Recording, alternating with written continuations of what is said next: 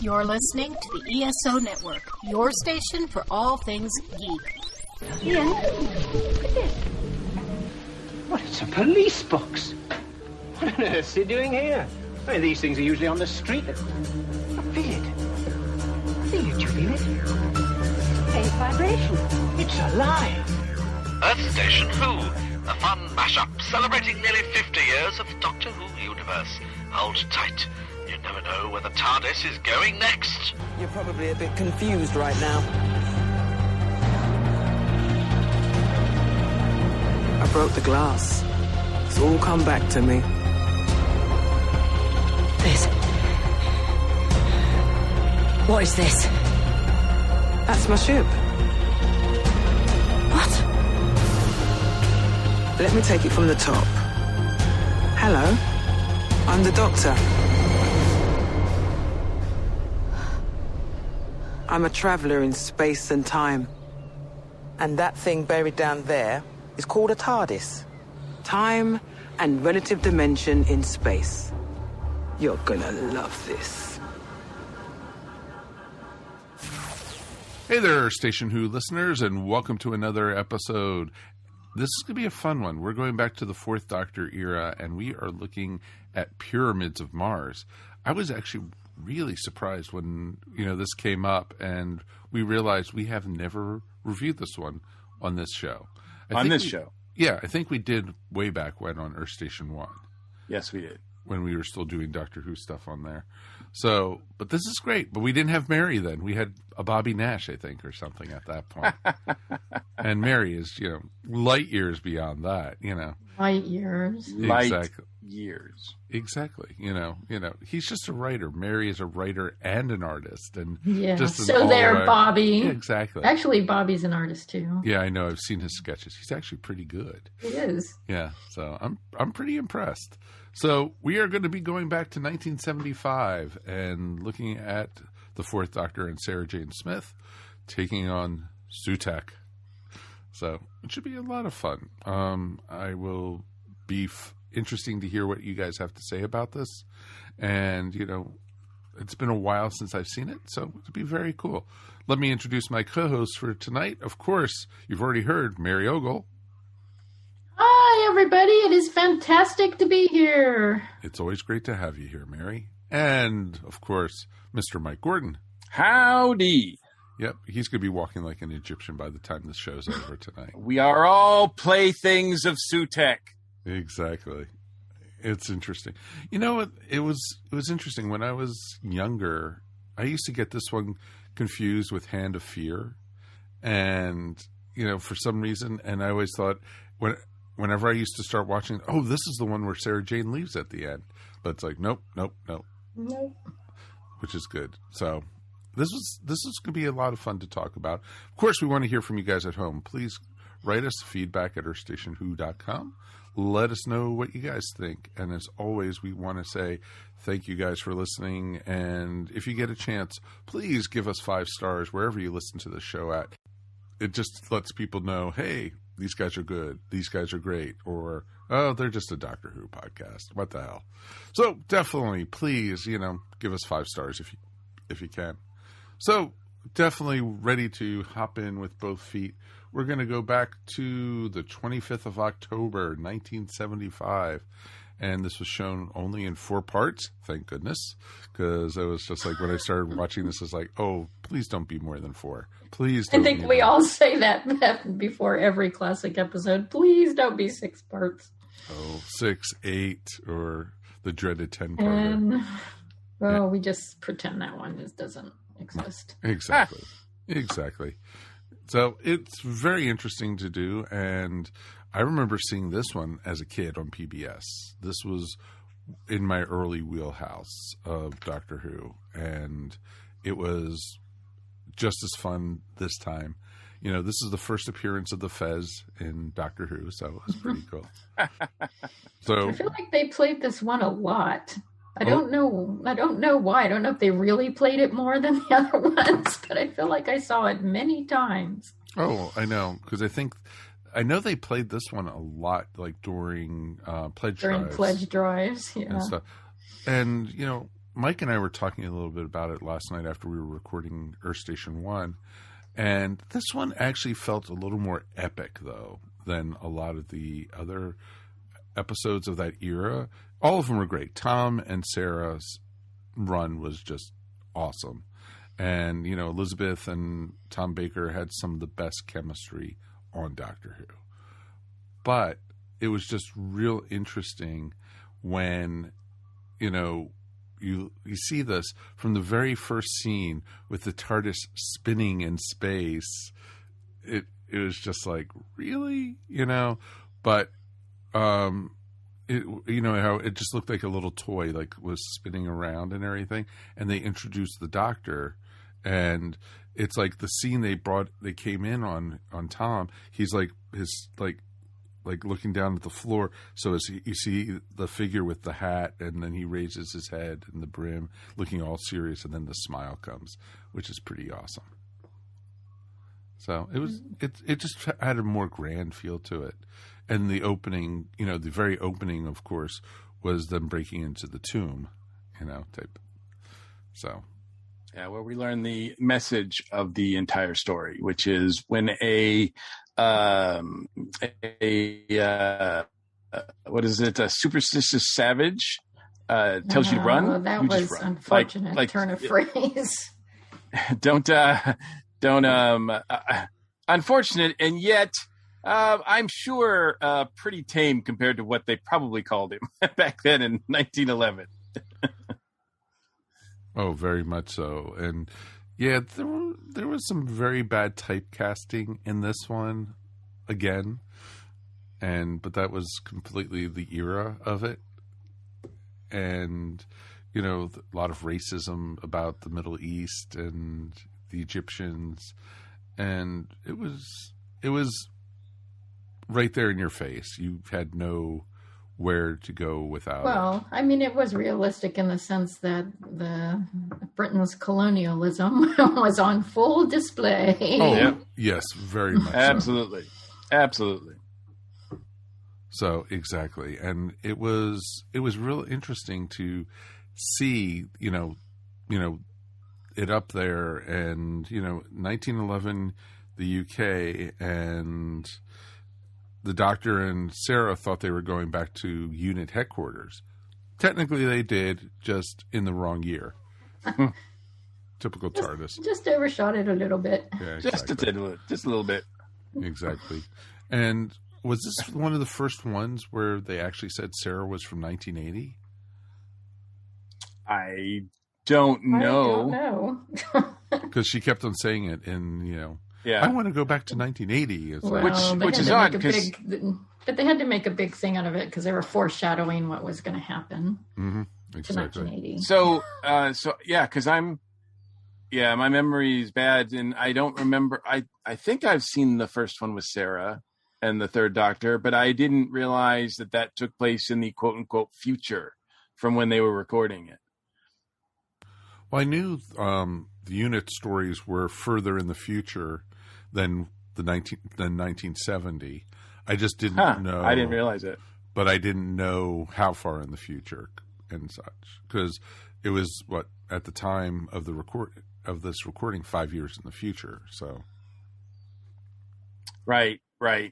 But I mean, it would timey-wimey. But like I said, I just never realized that during the Third Doctor era, when he was stuck, I didn't realize that wasn't quote unquote in real time. I didn't realize that was in the future. I thought that was in real time for when they were filming it. Well, they didn't do very much to make you feel like you were in the future. Yeah, I know. I just, I guess it didn't seem that futuristic to me. So, yeah. It's fine. He certainly doesn't. I don't know. Does he return her to 1980 at least? I think so. Yeah, but just not in the right town. Yeah, just not in the right place. Just not in the right town. But I think it's the right year. He does get the year right, at least. So give him some credit. Well, exactly, and it wasn't so funny how sometimes he could just pilot it on it, right where he needs to go. Like, I need to go to Mars. Bam, he's right there. Sutekh controls him, and suddenly he can fly the TARDIS. Exactly. Sarah's life is in danger. Fly the TARDIS, no problem. Just want to go on a leisurely flight. Let's go visit, the Brigadier. No way in heck. Nope. You wanna scare Sarah into like doing the right thing? We'll just go right to 1980. Mm-hmm, exactly. Yeah, he had no problem with that at all. No. You want to see the apocalypse? No problem. Want to see what will happen if we don't change things? Although I will admit, I was kind of struck by Sarah saying that. I mean, she's been with the Doctor well enough to know that he's not just going to like leave. Like, oh, the Sutekh is harming the planet. Let's you know what? Let's take a pass on this. Let's just go back to 1980. It's like, Sarah, this is not your first ride in the TARDIS. Yeah, that seemed a bit out of character for her. But it was neat because they actually, he said, "Oh, you want to go back to 1980? Let me show you what will happen if you go back to 1980 and we don't do anything." Yep. And it was like, "Doctor, where are we?" 1980. It's where you wanted to go. But knowing the Doctor, it could have been anywhere. You're right. That's true. It could have been Venus or something, and he could have just told her, it's 1980, Sarah. You'll believe me. What do we always say about the Doctor? The Doctor lies. There you go. Exactly. So, but yeah, it was an interesting story. Liked all the characters in this. I thought it was very well done. And, I thought Tom was in control. This was the one where the Doctor was the smartest person in the room the whole time. I think this is one that shows that the Doctor has a real challenge on his hands. Like this is one I where never said he didn't have a challenge. Where Sutekh is like more powerful, stronger, knows what's going on. The Doctor is playing catch up all along, trying to figure out how to stop him. Keeps getting sidetracked left and right, and is really and credit to Tom, because this is before Tom is like, I think later on where Tom goes like, yeah, no, I won't do, like, I don't think the Doctor should be fooled this way or whatever. Because this, like that scene where between him and Sutekh, where Sutekh just, blasts his brain and all that. I mean, he sells the heck out of that scene. It looks like he's in agony. Yeah, and he is being tortured. Yeah, and it's not like Shatner overselling. It really looks like it really looks great. And I don't know that Tom does that later on. I don't know if Tom goes, yeah, maybe not. Maybe he just goes in and goes, Sutekh tries something and he like just pops out like, hey, do you want a jelly baby? It makes it such a more interesting story. Yeah. I really like that he's met someone who's basically his equal. Mm-hmm. And a villain that he can really spar with, not somebody who's too who he outwits too easily. Yeah, Sutekh is a great villain in this. I don't know if he shows up later in like any in any sort of Big Finish or anything like that. So I have to believe that with the power of this story and how well regarded it is, that this is not the quote unquote last we see of Sutekh. The 10th Doctor actually takes on Sutekh again in the comics, actually. Oh, well, that's cool. Yes, I don't remember if it was the first run of the 10th Doctor era or when he went to Titan. Oh, with the IDW. I think it was the IDW ones, because that was also the same era that Matt Smith's Doctor had David Bowie as a companion and a giant dinosaur. As you do. Yeah. So. I don't know when the first time I saw this was. Unfortunately, I feel like I watched some of it or saw parts of it when I was younger. But to be honest with you, those brain cells are long since accessible to me. But I do know that, during my rewatch, and I think that when we did our review on Earth Station 1 many moons ago, I fell in love with this story. This is one of my favorites. This is the way it's written, the adventure elements to it, the pacing, the characterizations, the threats, the cliffhangers. I just think everything works so well in this story. Mm-hmm. It does very, very well.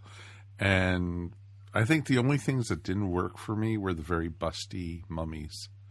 I love the mummies. I love the robot mummies, or the mummy robots, whatever you want to call them. Oh, they were fun, but The it was Mobots. the it's like they. Did you say Mobots? Mumbots. Mumbots. It was funny though because the poor poacher was crushed between the cleavage of the two mummies. Oh yeah, that was maybe not the best. That was an unfortunate scene. I was like, what are they doing? Like that just looks odd. Yeah, and I think the other guy just shot him to put him out of his misery. So he didn't, he didn't actually hit one of the mummies. But I love the look of the mummy bots, mumbots. Mumbots. I looked it up because I was like, are they robot mummies? Are they mummy robots? And I guess when they sell them as action figures, they call them mummy robot. So yes. So I guess technically they're mummy robots. And by the way, I want like action figures of these guys for the longest time, but they are not cheap. They have them, but man, you have to pay a lot.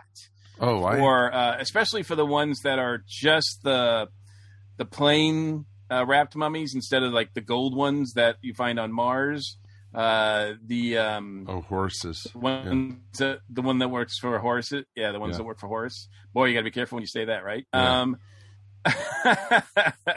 But they have an awesome play set, a couple of play sets that you can build that whole pyramid that Sarah Jane blows up. You can build that whole thing. You can build the whole chamber in Mars and all that. I mean, they have some really cool stuff, but it's really pricey. And then of course, most of it is only available in the UK. So to ship it here is like 2 or 3 times what you would pay for the merchandise. So it's crazy. So I remember when I had the 5.5-inch figures, mm-hmm. I had like 4 of the mummies, and because they sold them as a 2-pack, if I remember correctly. Yeah. And so I bought 2 of them for my collection, and I had, most of them, I had the full run of the Doctor Who stuff, and it was like, all right, what other stuff are they putting out? They just did the mummies. And it's just like, I would love to have seen more stuff like that. Yeah, now you can get both kinds of mummies. You can get Horus, both in the mask and out of the mask. You mean Sutekh? All right, Sutekh, right? And then you can get the one of Marcus looks really good. And then they have a Tom Baker from that era too. They don't have a Sarah Jane from there, not that I could find, but that's one thing. Okay, so it begins, and you're right, Mike. It's a great beginning. Great for people who've never watched Doctor Who. I think this is really accessible because. Well, that's where I was thinking. It's like, wait a minute, this is going in for people who have not seen it before. But the Doctor's brooding because he's having some sort of midlife crisis, I guess, at 700 and what is it? 15 years? Yeah, he says 750, which is meaningless, of course. You throw it out. Yeah. I know. Now it's like, but Sarah comes out and like, look at what I found in one of the, the rooms. And he says, and actually it's one of those rare occasions where Tom refers to a previous Doctor incarnation where he says that was Victoria's. And she's like, what do you think? And he's like, whatever. And I'm sitting there thinking, and all throughout the story, I'm thinking, Sarah, it looks nice, but it's the most impractical thing you could have picked. I was thinking the same thing. It's like the absolute worst thing you want to be running around. Yeah. Try hiding in this bright white outfit in the woods. I'm like, how do you keep from tripping over it? Oh, I know. Exactly. I'm like, you poor thing. I'm like, man, she's had better costumes. Let's put it that way. I mean, like I said, she looked great in it, but for practical purposes, it was about as practical. Yeah, it makes sense that it was Victoria's. Yeah, of course it was. It was just like, and I love how he kept on calling her Victoria at first, and she was like, who? Oh, somebody I used to travel with. But no, I like the Egyptian aspect of it, and of course this is during the peak, I think, Hinchcliffe years, where they're just knocking things out of the park. They have things that they're obviously telling these like stories that have a basis in classic horror, and this one is, of course, The Mummy. But they do their own science fiction Doctor Who spin on it, and I just like it a lot. Yep, I think it was pretty awesome. The effects it's just are great. Really fun. It's like watching one of those old time mummy movies. Yeah. The effects are pretty good. Sure, there's a couple that look hokey for whatever, but like the TARDIS hanging from a string. The smoke effect that Marcus has when he comes out of the portal with his feet, every step he takes is smoking, and then when he sort of kills the guy with the fez, poor fez guy, he's such a great organist. So he kind of came out of nowhere. I know, like, so why is he sitting there playing the organ? Yeah, it's like, does this mean something? But anyway, that's probably why he died. It's like, no, I need a new servant because that organ is really getting on my nerves. But no, when he kills him, and that, I don't know if it's dry ice or what they're using, but it looks so badass. And the effect when Marcus dies at the end and he just kind of sort of crumbles. I think that was so cool. That was really well done. That was well done. That stuff works. I think it's, their budget is so little. When they get it right, it's just amazing to me when it works.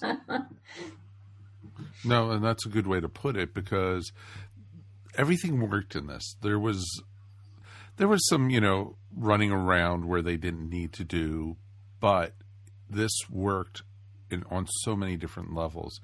And in this, you also realize how much of a good shot Sarah is too. Yeah, that's I like seeing Sarah. I don't know, seeing badass Sarah. When the doctor's trying to like make sure you don't miss, and she's like, "I got this." But the more I thought about it, and then watching the bonus material, Liz Sladen was not a fan of it, not because she doesn't like firearms or guns or anything like that. It's just because she didn't think that was ever established. And she's been playing Sarah for 3 years now. And she just didn't think that was in her character. And I think the director was like, no, this is, you have to do this. So that's, she had to do it. But because I don't think it's a skill we ever see her use again. No, it just came out of nowhere. Yeah. Just like we need something to happen here. We'll just have her do it. And you don't want to show the doctor shooting the gun. Yeah. Well, yeah, right. And the doctor's in he's in mummy form, which I was stunned. If you had told, I was thinking, there's no way Tom is actually in that outfit. No way that Tom. Now later on, Tom probably is like, hell no, I'm not getting in that. But this is still early Tom, and apparently he did get in that outfit because they had a bunch of kids on set that were visiting the set that day from a nearby school, and he was walking around and they had no idea until he lifted off the helmet that it was really Tom Baker underneath there. And I was like, wow. I want to see how they got all the curls under there, How do they get the scarf underneath there? Exactly. So, but yeah, no, I thought it was fun. Some of the characters are a little overblown, but I thought overall, the story moved. The cliffhangers were awesome. The villain was great. Sutekh was awesome. Sutekh's great, but also Marcus, played by Bernard Archer, really good. He just has that. Looks like he belongs in a Hammer movie. Like he just has that lip that sticks, that bottom lip that sticks up, and his eyes and the makeup they put on there to accentuate that. He just looks evil. There was a lot in this episode, actually. I'm glad you brought up Hammer, because it felt like it could have easily fit into a Hammer film. Most of Hinchcliffe's episodes feel it's definitely influenced. They're like Hammer for young adults during this period, I think. Yeah. And that's more Robert Holmes than anything else. And that's the other thing I like about this too, is even though Stephen Harris's name is on there, it's really not Stephen Harris who wrote this. No. It was, I think, there is no Stephen Harris. Right, there is no Stephen Harris. It was Robert Holmes and Louis Griffler. Yeah, and because Lewis wrote it and did the first treatment, but it was not filmable because he didn't write it in episode form and all that. And then Robert Holmes just took it over and made it Robert Holmes. I mean, this is a Robert Holmes story, which for my money, I don't know, I don't want to call him the best Doctor Who writer, but he's up there. Yeah, he's up there. He's up there. He knows how to get the stories moving. And yes, he does have a, affinity for Hammer stuff, for classic horror and stuff. So a lot of that seeps into this time period, but I think it works great because it's not just a straight up Mummy ripoff. It's got these sci-fi elements to it that make it Doctor Who. Oh yeah. And he's pretty good at coming up with interesting secondary characters too. Mm-hmm. He doesn't the relationship between the brothers. That was such a genius thing to put in because it really humanized Marcus. Humanized Marcus, right? And I'm sorry, May. No, that's okay. Go ahead. It does because Lawrence is really relatable, right? Mm-hmm. I mean, he just wants to save his brother, and the Doctor is such a dick. Oh, the Doctor's like, your brother's dead. Your brother is just a living corpse. And we find out that that's not true. Yeah. I mean, well, the Doctor is looking at the big picture. Yes, so he's just dismissing. Right. Well, exactly. And, he wasn't living. He was already dead. It was just movement. It wasn't even a living corpse.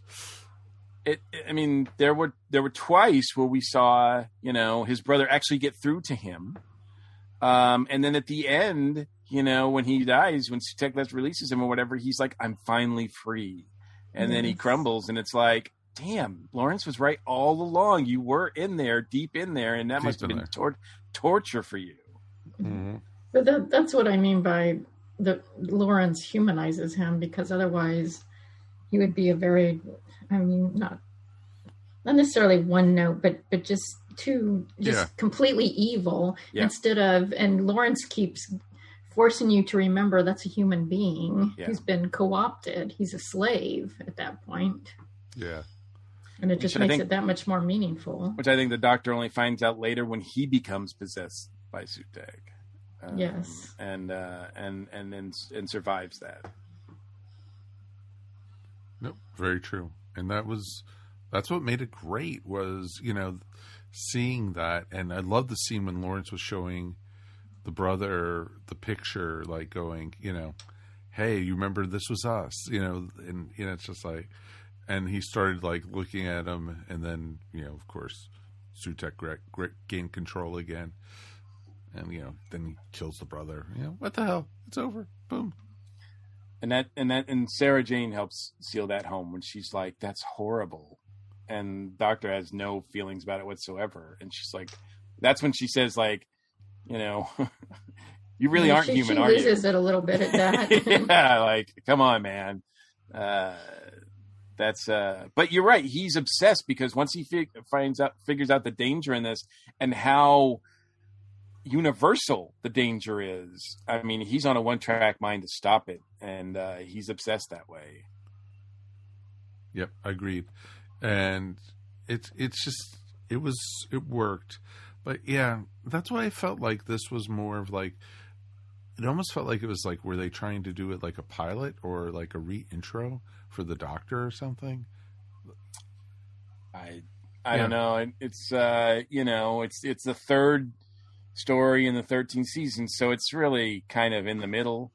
I don't know if they're trying to do that. I don't know. I don't know why it feels that fresh, but I do find a lot of the stories feel pretty fresh during this time period. I mean, I think they figured out, well, this is the time where they're realizing, and this is why Philip Hinchcliffe is one of the best showrunners ever.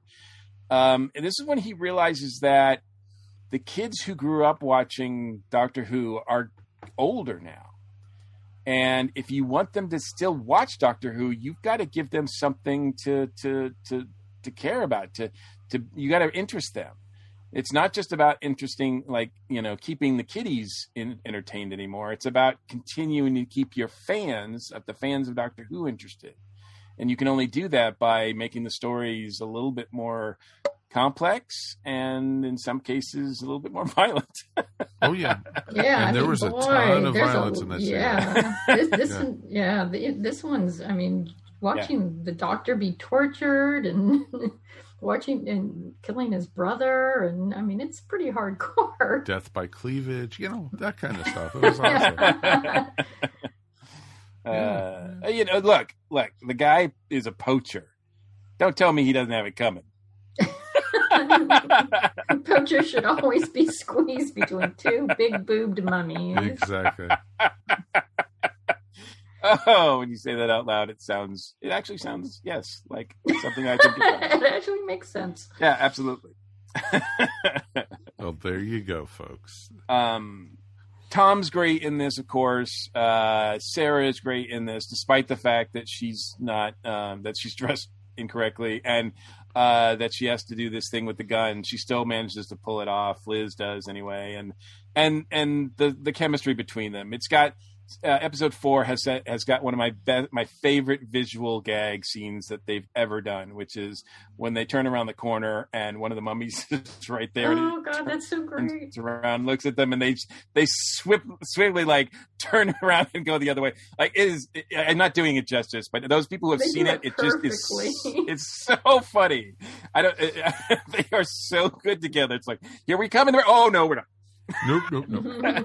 Oh, and I loved how Tom figured out, how to get Sarah out of the trap in episode 4. Yep. If you're the mummy who's telling me the lie, you would tell me which one would you want me to push. And so that was pretty good. And that was a lot of fun in it. And the one little flaw, was when Sarah, found, when they saw the puzzle on the wall and, oh, I remember this from, the episode Death of the Daleks. She never saw that in Death of the Daleks. She didn't go into the city with the third Doctor. She just heard about it afterwards. Exactly. It's like, oops. Because don't tell me the Doctor didn't brag about it. Oh, of course. Especially the Pertwee Doctor. Damn straight he did. Exactly. Sarah, you would have, he would have been just sitting there, talking about it for hours and hours and hours. So this is cool. Any final thoughts or anything on this before we go ahead and review? I don't know. I love this one so much. So I've got nothing but raves about it, really. Okay. I'm not saying there's no shortcomings to it, because obviously there are, but I don't care. The TARDIS on the string. And you know what? If that's the only shortcoming, then it doesn't even matter. Hey, at least the TARDIS just didn't pop in. Yeah. Well, I like the TARDIS, and I don't know. It's one of the rare times I think we see in the classic era that he has that he uses a key for it. I think, isn't it? Oh yeah, they've had used the key at other times, but I love how the key was floating on a string. You can see. Yeah. Why wasn't that smoking? Yeah. Everything else that came out of the portal was smoking. Yeah, that was funny. All right, let's go ahead. 1 out of 5 TARDISes, 1 being the worst, 5 being the best. Mary, you want to go first tonight? I'm giving it a 5. There are little things I could ding it on, but this is one of my favorite episodes of the classic era. I have seen it many times, and it holds up every time. Mm-hmm. It's still, there. Sometimes we watch some of these episodes, and I'm like checking my watch every 10 minutes. Is it over yet? Is this thing really going to go on this long? But not this one. This one it's just fun. It is just so much fun. And it is a lot like watching an old Hammer movie, and has kind of the same sensibility and the same sense of fun. I would recommend this to anybody, whether you're a Doctor Who fan or not. Go watch it. It's great. Awesome. Mikey? Again, 5. This is the peak of the Philip Hinchcliffe era. This is the peak of the Robert Holmes era. This is the peak of the Fourth Doctor and his best friend Sarah Jane Smith era. Everything is just working here really well. The story is well told and tight. Like there's not too many wasted scenes, if any. It just goes by really quickly. If it was 6 parts, I'm like, I don't know if I would have noticed, because I'm like, wow, it's just so fun to watch. We didn't mention, one thing we didn't mention is that it is one of the earliest Doctor Who, I think, that was directed by a woman. It was directed by Patty Russell, who was one of the earliest female directors at the BBC. And so credit to her for doing that. And such a great job, because this is one of the classics. For me, it's like right up there in my top 5. No, that's awesome. That is really awesome. For me, actually, I'm going to give this a 4.5. I loved it. Don't get me wrong. It was great. Just a little typical 1975 Doctor Who isms, the effects a little bit and such pushed it down for me. And then the other thing was, how did Sarah's dress stay white the whole time with her walking through the woods and everything, and falling down all the time, and so it's just like, okay. So 4.5. It's still great. Please, definitely watch it. I did check around, and I did see that Big Finish actually had a Bernie Summerfield adventure, The Triumph of Sutekh. So in the 7th Doctor era. So definitely you could possibly check that out. So, and then of course the comics, the 10th Doctor took on Sutekh for a major storyline, and it lasted almost a year, I think, in the comics. So definitely, if you get chance to, if you like the characters and you love the story, might as well follow it up. It's pretty awesome. And Gabrielle Wolfe, who does the voice and so excellently, is still around. Like, I mean, granted, he's like 88 or whatever, but come on, Big Finish, like use him. He's got such a great voice. Yeah, he did the Beast in Satan Pit. Yep. Oh wow, did he? And he also did play. That's awesome. He also did play Sutekh in the audio adventure too. What a tie-in that is, that he's the Beast in the Satan Pit, because one of his names is, that the Doctor calls him in this, is Satan. Yep, exactly. Yep. So pretty awesome. So definitely would love to hear from you guys. Please write us feedback at earthstationwho.com. Let us know what you guys thought. Pretty awesome episode to review, guys. Thank you guys for joining us as always. And, let's thank our crew, of course, Ms. Mary Ogle. Thank you so much for having me. This was a fantastic episode to talk about. Want to promote your stuff? You can find me at maryogle.com or on Etsy at eVision Arts. And Mr. Mike, we made it through another one, sir. We did, and as always, it's my pleasure. And if anybody can hook me up with some of those play sets of Sutekh. That's what they're called. The play sets of Sutekh line of the toys or whatever. Let me know, because, man, I'd love to have that stuff. That is awesome. That would be awesome. So definitely love to hear from you guys. Join us again next time, and we are going to have a listener request episode. So we will let you know what we're going to be reviewing when we review it. So it should be a lot of fun.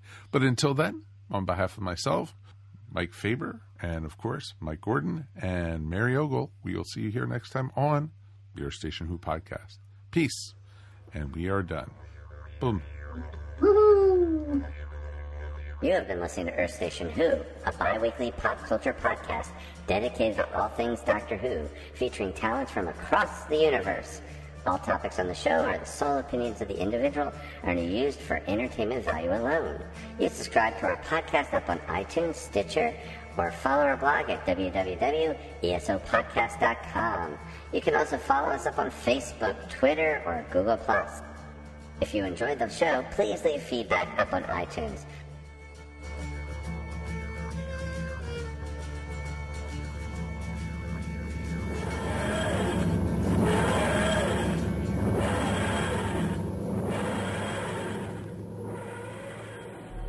Look, we gotta talk. Yeah, Thunder Talk. We're going all kinds of sideways with that sweet nerd junk. Woke nerd junk. It's topical. Political. Dare I say radical. We've got all your latest news and reviews. Hot music. And a whole lot of comedy. But it ain't for kids. Definitely mature content. So let's talk. Let's talk Thunder Talk. Thunder Talk is a proud member of the ESO Network. Welcome to Dr. Geek's Laboratory. Hello everyone, Dr. Geek here with a shout out to all the scientists who worked tirelessly to bring a COVID-19 vaccine into reality. Let's face it, creating something of this magnitude is a miracle worthy of Dr. McCoy himself. And now, Dr. Geek needs you to do your part. Remember, each shot is one small step back to normal, one giant leap to putting the pandemic behind us. We can do this. For more information, visit vaccines.gov to find your nearest provider. This has been a broadcast of the ESO Network. Be part of the crew and help support our shows by donating to our ESO Patreon or by shopping at the TeePublic store, which can all be found at www.esonetwork.com. The ESO Network, your station for all things geek.